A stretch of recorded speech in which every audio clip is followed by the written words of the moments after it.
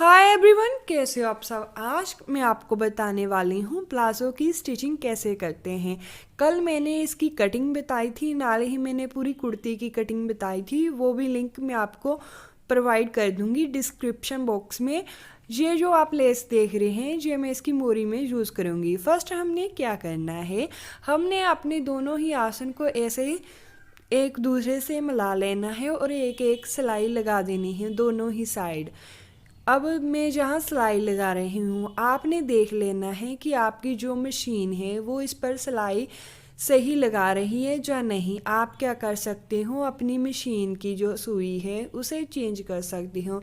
यदि needle change करने के बाद भी आपकी सिलाई अच्छी नहीं आ रही तो आप क्या कर सकते हो, उसके फुट में आप लगा सकते हो टेप। टेप लगाने के क्या होता है, जब हम सेलो टेप लगा लेते हैं तो हमारे फैब्रिक पर सिलाई सही आ जाती है। लेकिन मुझे जहाँ ज़रूरत नहीं पड़ी, मेरी ऐसे ही सिलाई अच्छी आ गई। अब मैंने आसन को ज्वाइंट कर लिया है। अब मैं नीचे की साइड क्या करने वाली हूँ, ये लेस इस तरह से अटैच करने वाली हूँ। मैंने जहाँ ज़्यादा कपड़ा नहीं छोड़ा नीचे को, सिर्फ थोड़ा सा ही मैंने फोल्ड किया है। अब इसके ऊपर मैंने इस तरह से रख कर जो लेस अटैच कर दी है। ये जो लेस है मैं दो डबल यूज़ करने वाली हूँ, लाइक ऐसे ऊपर की साइड भी ऐसे यूज़ करने वाली हूँ। इसके बीच में जो मैंने गैप छोड़ा है वो है 3 इंच का, मैंने इसमें गैप छोड़ा है। आप भी ऐसे छोड़ सकते हो। ये जब हम पहनते हैं तो बहुत ही सुंदर लगता है। यदि आप बिगिनर हो तो आप क्या कर सकते हो, जब हमने डबल ऐसे लेस लगानी है तो आप क्या कर सकते हो कि आप पहले से लेस को कच्चा कर सकते हो। कच्चा करने से कुछ नहीं होता, थोड़ा सा आपका टाइम पहले ज़्यादा लगता है। जब आप हाथ से इसे कच्चा करते हो तो आपका थोड़ा सा टाइम ज़्यादा लगता है, लेकिन सफाई आती है। बिगनर को क्या होता है कि लेस को ऐसे रख कर सेट करने में प्रॉब्लम आती है, कहीं वो थोड़ा सा ज़्यादा छोड़ देते हैं तो कहीं वो थोड़ा सा कम। लेकिन जहाँ जैसे मैं दिखा रही हूँ कि आपके जो भी गैप आपने छोड़ा है वो बराबर का ही आना चाहिए, कहीं कम या ज़्यादा नहीं होना चाहिए। अब देखिए, जे इस तरह से जब हम पहनेंगे तो लटकेंगे कि इतने सुंदर लगेंगे। इसी तरह से हमने दूसरी साइड भी अपनी जो लेस है उसे लगा लेना है। लगाने के बाद हम लगाएंगे अपनी मोरी को अटैच करेंगे, आसन को भी अटैच करेंगे। वो वाली सिलाई हम लगाने वाले हैं। तो मैंने जहाँ मोरी रखी है 7.5 इंच। यदि आप लूज़ छोड़ना चाहती है तो आप क्या कर सकते हो, कटिंग के टाइम ही कपड़ा ज़्यादा छोड़ सकते हो। लेकिन मैंने 8 इंच छोड़ा था, 7.5 इंच पर मैंने मोरी का निशान लगा दिया है। इसे स्टिच करते वक्त आपने बस यही ध्यान रखना है कि आपकी जो लेस है वो लेस के ऊपर आनी चाहिए, कहीं कपड़ा में बल या जोर वगैरह नहीं आना चाहिए। जे स्ट्रेचेबल है तो हम क्या कर सकते हैं, यदि हमारा आसन के ऊपर आसन नहीं आता तो हम इसे थोड़ा सा खींच सकते हैं। लेकिन मेरा जहाँ आसन के ऊपर आसन आ रहा है, मतलब सिलाई सही जा रही है। अब हमने इसे कंप्लीट कर देना है। इसे कंप्लीट करने के बाद हम क्या करेंगे, अपनी जो इलास्टिक है वो डालेंगे। उसे डालने के लिए पहले तो मैंने जब कटिंग की थी तो मैंने थोड़ा सा ज़्यादा है ना इसे लंबा करना था लेंथ में।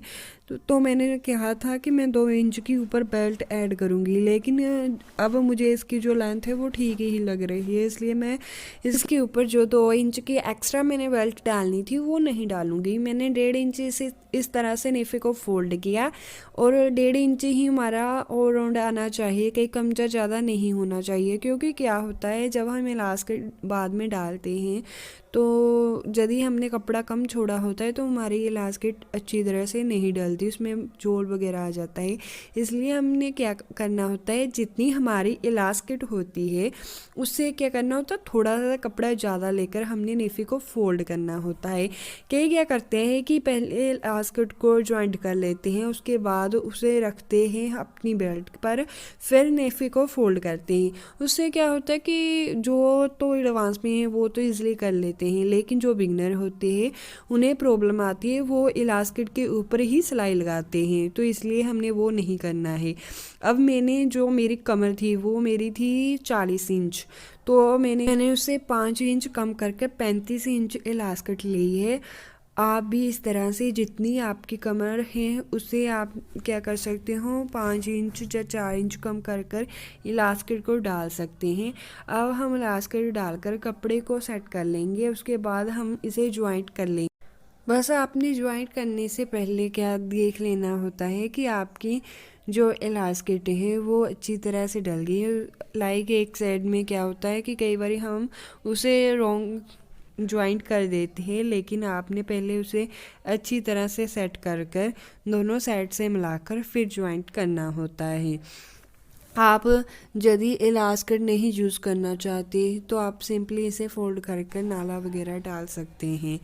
तो कई क्या होता है कि हम जब इसे इलास्टिक को डाल लेते हैं तो इसके विचकार में भी हम एक सिलाई लगाते हैं, लेकिन मैं जहाँ वो सिलाई नहीं लगाने वाली उसके रीज़न ये है कि जब हमारी इलास्टिक लूज़ हो जाती है तो हमें उसे ईज़िली चेंज करना चाहते हैं, इसलिए मैं वो सिलाई नहीं लगाने वाली। एक क्या होता है कि इस तरह के फैब्रिक पर जब हम सिलाई लगाते हैं तो उसे उधेड़ना मुश्किल होता है, इसलिए मैं वो सिलाई नहीं लगाना चाहती। जहाँ आप यदि आपका कॉटन है, जहाँ सिल्क का फैब्रिक है, तो आप वो सिलाई भी लगा सकते हैं। उस सिलाई को लगाते वक्त आपने यही ध्यान देना होता है कि आपने इलास्टिक को खींच कर रखना होता है, इलास्टिक को ऐसे नहीं छोड़ देना होता है, इसे थोड़ा सा खींच कर हम उसके ऊपर लगाते हैं वो इसके विचकार वाली सिलाई को।